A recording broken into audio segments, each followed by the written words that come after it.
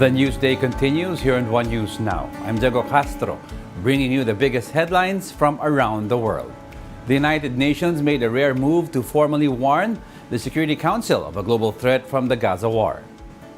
UN Secretary General Antonio Guterres told the Council in a letter that the Gaza war, quote, may aggravate existing threats to international peace and security. He invoked Article 99 of the founding UN Charter that allows him to bring to the attention of the Security Council any matter which may threaten international peace and security. Palestinian UN envoy Riyad Mansour said that Arab diplomats were fine-tuning a draft Security Council resolution to call for a ceasefire. A resolution needs at least 9 votes in favor and no vetoes by the United States, Russia, China, France, or Britain for it to be adopted. Article 99 states, and I quote, that the Secretary General may bring to the attention of the Security Council any matter in his opinion that may threaten the maintenance of international peace and security. In the letter, which has been shared with you, the Secretary General urges the members of the Security Council to press to avert a humanitarian catastrophe, and he appeals for a humanitarian ceasefire to be declared. A legislation that would provide billions of dollars in new security assistance for Ukraine and Israel was blocked in the U.S. Senate. The vote was 49 in favor to 51 against, meaning the $110.5 billion measure did not obtain the votes needed to pave the way to start debate. Republicans in both chambers of Congress had demanded stricter border regulations in exchange for their support, saying that the bill failed to meet their requirements. The vote came a day after Senate Democrats formally unveiled the supplemental security bill, reflecting the funding request that Biden issued in October for assistance to U.S. allies. The U.S. charges 4 Russia-affiliated soldiers with war crimes against an American during Moscow's invasion of Ukraine. The U.S. Justice Department described this as the first ever charges under the U.S. War Crimes Statute. A 9-page war crime indictment against the 4 Russians include allegations of torture, inhuman treatment, conspiracy to commit war crimes, and unlawful treatment of an American citizen. The men allegedly interrogated, beat, and tortured the U.S. citizen. They also allegedly threatened to kill the victim and conducted a mock execution. We'll be back with more stories after the break. Keep it here on One News.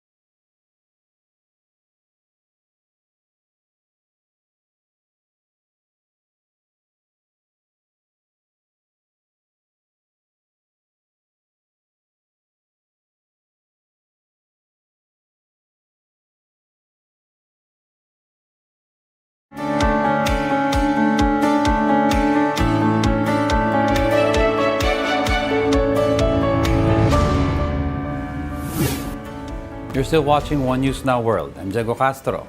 The suspect in a shooting in the main campus of the University of Nevada was found dead shortly after the bloodshed.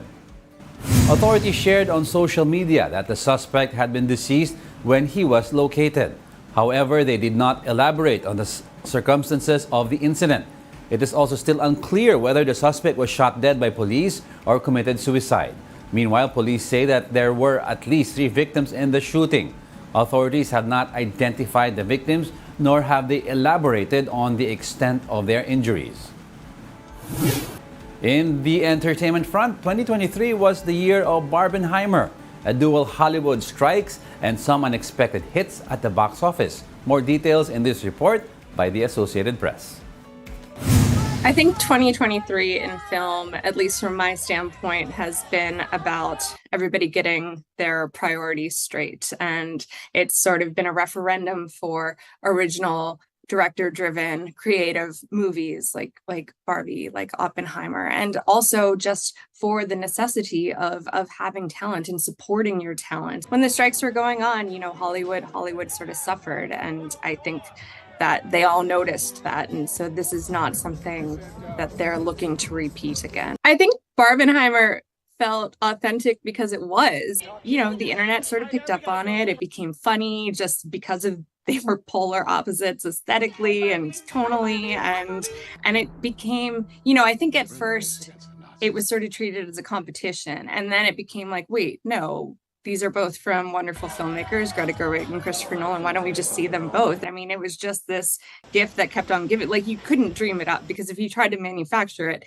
it wouldn't work. And yeah, theaters were sold out. I mean, anyone who went to the movie theater in that, last week of July felt it. Like, it felt like an era, bygone era where the movie theaters were packed and there were lines and it was really exciting. We had some rough months in there with things like Indiana Jones, not doing so well, and Elemental, Pixar movie it started off pretty bad, but then it sort of gained traction and was a slow burn to success. And then the Barbenheimer phenomenon, and then the strikes. So it's really been a wild ride for a Hollywood that's still sort of recovering from the pandemic in a lot of ways, and right up into award season.